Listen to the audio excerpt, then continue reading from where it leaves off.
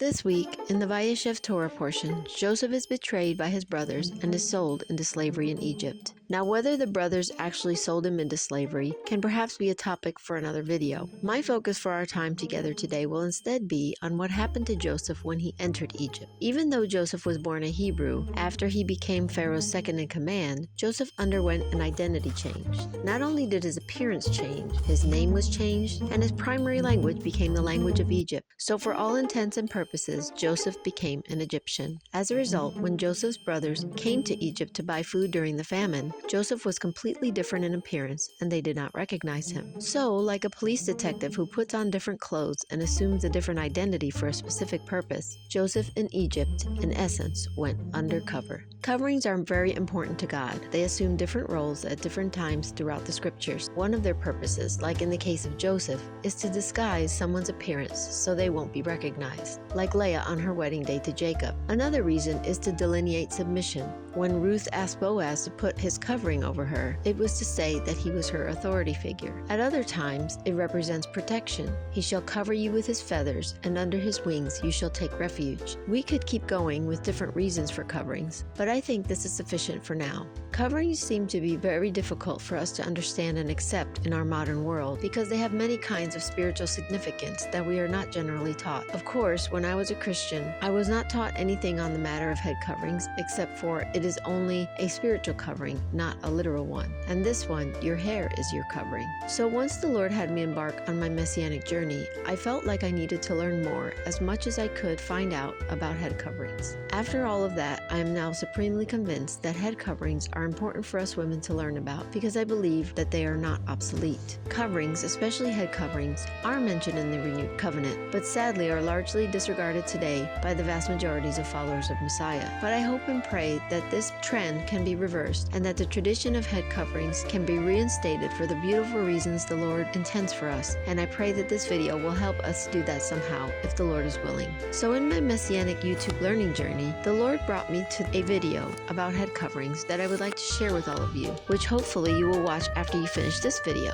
and it will be linked down in the description box. For this next part of the video, I will be answering questions that were asked in the video I mentioned, with personal answers from my own journey, as well as explaining a couple of Bible verses that were listed by the ladies in the video, but not expounded upon, which I hope can help take some of the mystery out of head coverings in real life. So without further ado, let's get into it. The first two questions I will be answering together. How long have you been wearing a head covering for? And what made you decide to start wearing a head covering? A few months after starting to attend Messianic Shabbat services, I felt a need to wear head coverings while we sang one of the songs in the liturgy that is called Shalom, or peace to you. In that song, we are greeting the angels, or messengers if you like, of the Lord. All at once, the scriptures from 1 Corinthians 11 came to my mind about wearing a covering because of the angels. The woman ought to have a symbol of authority on her head because of the angels. So then, faithfully for each service during that song, I would put on my head covering. It felt very strange and unusual, especially at first, but it was very spiritual somehow as well. In time, wearing my head covering extended to it being worn during the entire service. But after service was over, I would generally take the head covering off and go back to normal life.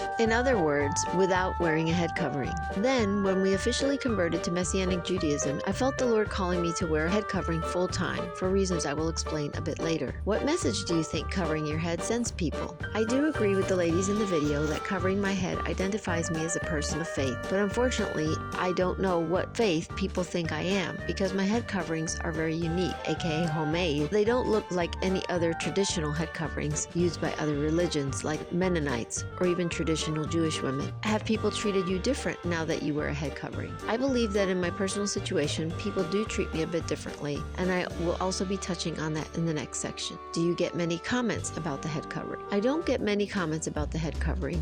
I will also address that a bit later. One comment that I have gotten, and it's one of my favorites: do you want to look like Israel people? I said wholeheartedly, yes. Being a part of spiritual Israel is very important to me. Have you had any negative response about your head covering? I have had a few negative comments, mainly from women who tell me I do not need to be wearing a head covering because they are not required. And I agree, they are absolutely not required, and Paul even mentioned that as being the case. The entire passage that I'm referring to will be mentioned in a little while. Do you feel naked without your head covering? At first I felt awkward wearing a head covering, but now I cannot comfortably leave the building without wearing one. I literally feel like something is missing. Maybe not fully naked, but definitely uncovered. The head covering has become remarkably comforting to me, and I really like and almost prefer the feeling of having one on now. Any suggestions for women about head coverings? I know that it is not a very common thing to do nowadays, and it may seem like a defunct, archaic practice that has no purpose in modern day, but I would suggest that every woman really pray to see if this is something that the Lord would have you to do. If the Lord wants you to do it as a sign of obedience, then I would say to take the leap and just do it. What benefits have you noticed about wearing a head covering? I haven't really noticed any benefits right now per se, at least none that I can see with my physical eyes, but I do believe that the Lord will reward me someday for my obedience in wearing a head covering, especially because it has been so difficult for me, and that is only because He has been giving me the victory. Anything else you would like to say about head covering? Yes, I'm so glad you asked. I would like to say that my journey into wearing head coverings is potentially very different from other women. Everything that was stated in the video I mentioned earlier was true for these women, and all of the points they made are very good and biblical ones. However, even though I will be bringing the scriptural and spiritual angle into our discussion, my angle will be more on an emotional level, because that has really been my struggle. I hope and pray that this is helpful to someone out there, maybe not just with regards to head covering, but perhaps also with another area of life where you may be having difficulties with your emotions about yourself and how to live out your faith in a healthy way. So, as I mentioned in the introduction video, after weighing all the options we had, whether to remain Christian, become Jews, or be somewhere in the middle, we decided that biblically it was more pleasing to the Lord to jump in feet first and become part of the Jewish people, especially Messianic Jews, who are those who accept Yeshua as their Messiah. I was so excited because, always feeling like an outcast, I felt like I finally fit in somewhere, even if it was just in a spiritual sense. Now, like I mentioned earlier, at that point I was almost always wearing head coverings during Shabbat services, but when we became Jews, I felt the Lord almost immediately impressing upon me that it was important for me to wear a head covering full time. The reason being is, if I am a Jew now, and moreover I am a married Jewish woman, the knowledge that from earliest times and even until today, most married Jewish women have always worn some kind of head covering, beginning on their wedding day. The imagery that popped in my head, similar to the images you are seeing now, sealed the deal for me. I knew I needed to wear a head covering out of obedience to the scriptures and to identify with my Jewish sisters. But that is where the difficulty lay in my spiritual journey. For me, wearing a head covering was not only about obedience. I was totally fine with obedience. My problem was that the Lord was going to be using the head coverings themselves to, quote, uncover and heal many deep-seated emotional scars I have suppressed and battled with over the years. That made it more painful than anything. Taking the risk of being extremely vulnerable right now, please let me explain. First, my self-confidence about my appearance is very low. In a way, perhaps subconsciously, I attempted to use my long hair to detract attention away from those parts of me that I am not pleased with. Now, when the Lord asked me to use a head covering, what He was actually saying was to cover up or take away the thing that was giving me sort of a wall to hide behind. At first, with my cynical view of God that I tend to hold, by asking me to wear a head covering, I felt like He was being very mean to me. I felt like God was being like so many people from my past who would put me into uncomfortable and embarrassing situations just to laugh at me and humiliate me. Next, but somehow related, I did not feel like head coverings looked good on me. I like the way head coverings look on other women, but no matter which style I have tried, none of them make me feel better about my appearance. In fact, they make me feel worse. It emphasizes those parts of me that I would much rather hide. Lastly, I have always had a difficult time feeling out of place. Now, by wearing a head covering wherever I go, I feel even more out of place than ever. Now that my difficulties have been stated, I hope you will let me share what the Lord has taught me. I believe the Lord wants to help me be more comfortable with the appearance He has given me. I may not have the looks that others have or that I would prefer to have, but the appearance that God has given me is the one He has decided He wants me to have, and I should be thankful for it, and slowly I am getting there. Along those lines, for the second one, the Lord is helping me see that a man looks at the outward appearance, but the Lord looks at the heart. According to the scriptures, a woman's true beauty is not merely outward, arranging the hair, wearing gold, or putting on fine apparel, but rather let it be the hidden person of the heart with the incorruptible beauty of a gentle and quiet spirit, which is very precious in the sight of God. For in this manner, in former times, the holy women who trusted in God also adorned themselves, being submissive to their own husbands. Like I said in the Ballet in the Bible video, video, submission is not a popular concept, but as women of God, it shows how much we love the Lord by submissive we are to our husband, if we have one, or to the Lord himself, if we don't have one. In other words, a woman's beauty is her quiet, gentle spirit, not any outward physical quality she may possess. That gives me great comfort, and that inner beauty that the Lord finds precious is something for me to strive for.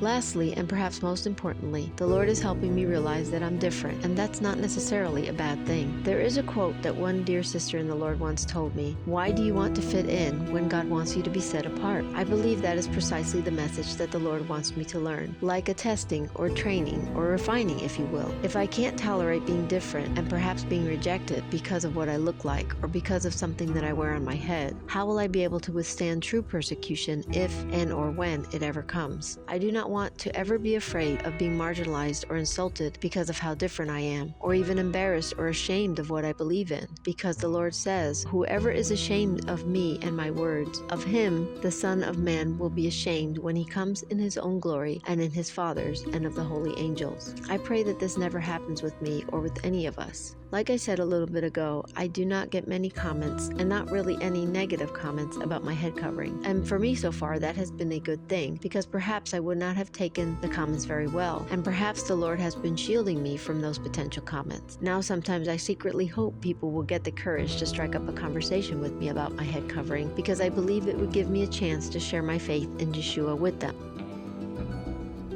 This lovely young lady from the video brought up the two following scriptures from 1 Corinthians chapter 11. "Now I praise you, brethren, that you remember me in all things, and keep the traditions, just as I delivered them to you. But every woman who prays or prophesies with her head uncovered dishonors her head, for that is one and the same as if her head were shaved. For if a woman is not covered, let her also be shorn. But if it is shameful for a woman to be shorn or shaved, let her be covered. Woman is the glory of man. For this reason the woman ought to have a symbol of authority on her head because of the angels. Judge among yourselves. Is it proper for a woman to pray to God with her head uncovered? But if a woman has long hair, it is a glory to her, for her hair is given to her for a covering. But if anyone seems to be contentious, we have no such custom, nor do the churches of God." According to my understanding, Paul approved of the head covering tradition and felt they were good to wear, but they were not to be a topic of contention or something that were made to be oppressive or forced upon anyone. Wearing a head covering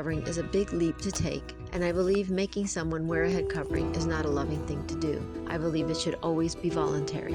About that, back when I was a Christian and when I was taught that our hair is our covering, we didn't need a fabric covering, later on the Lord taught me that our hair is a, quote, symbol of the spiritual covering we have in the Lord. But I believe that long hair alone doesn't take away the symbolism that can only be fulfilled by a physical head covering. The second scripture that she mentioned in the video about head coverings is the, quote, bitter waters ritual. And it is a bit more obscure, but it is from the Torah in Numbers 5:11-31. Without going into too much detail due to lack of time, I will just point out verse 18. "And the priest shall set the woman before the Lord, and let the hair of the woman's head go loose." In certain translations, it states, "have her hair uncovered."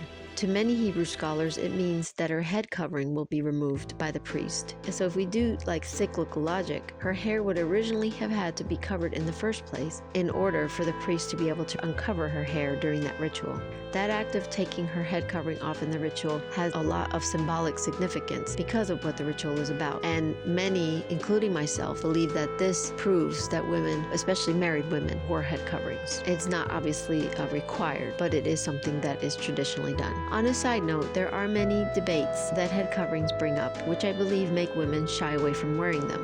For example, this lovely young lady states that as of the recording of that video, she is single and wears a head covering. She also says that people come up to her and tell her that because she is single, she shouldn't be wearing a head covering. I love the explanation she gives and her whole attitude towards wearing a head covering. People have different opinions about head coverings. Again, they may not feel any hesitation to tell you when, where, why, and how you should be doing it. But I believe that this is a decision that is strictly between the woman or young lady herself, her husband, if she has one, her spiritual leader, and the Lord. If you do decide to wear one or not to wear one, please do not feel like anyone else's opinion should sway your decision unless they bring up scriptures and you are able to research it thoroughly and then make up your mind because it is what the scriptures say. not what the person says. Remember, we are here to please God, not people. If I may share a little bit of what my husband has shared with me from his understanding from another point of view, the reason he believes single women should not wear a head covering is because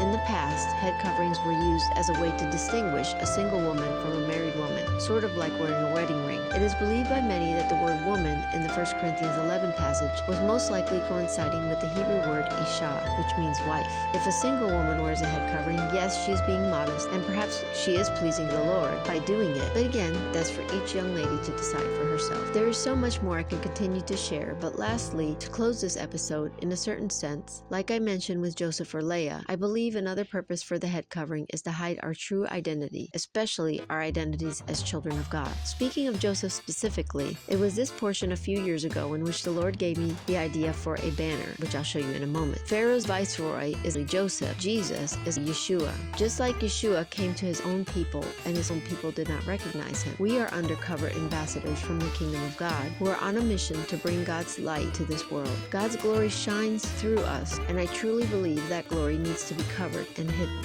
By God's design, Joseph had the appearance of a pagan so that his brothers wouldn't recognize him. Also by God's design, Yeshua took on the, quote, appearance of a pagan, known as Jesus, so that the Jews, his people, wouldn't recognize him. But remember, Yeshua was not a pagan at all, but a devout Jew. Even today, many Jewish people do not realize that Yeshua was a Jew. Many believe he was either a Greek or a Roman. Unfortunately for them, but fortunately for us, their eyes are veiled until the end, when our wonderful Yeshua will be revealed for who he really is, the Savior of the world. Now I believe that this world is not ready to see the true glory of God, which is currently hidden from the world until the opportune moment. But very thankfully, he has revealed his glory to us. To me, who am less than the least of all the saints, this grace was given that I should preach among the nations the unsearchable riches of Messiah, and to make all see what is the fellowship of the mystery, which from the beginning of the ages has been hidden in God, who created all things through Messiah Yeshua, to the intent that now the manifold wisdom of God might be made known by the assembly to the principalities and powers in the heavenly places. I pray your Vayeshev Torah portion Shabbat is wonderful and blessed. May the Lord keep you under the shadow of his wings, and may he richly bless all of you and your families.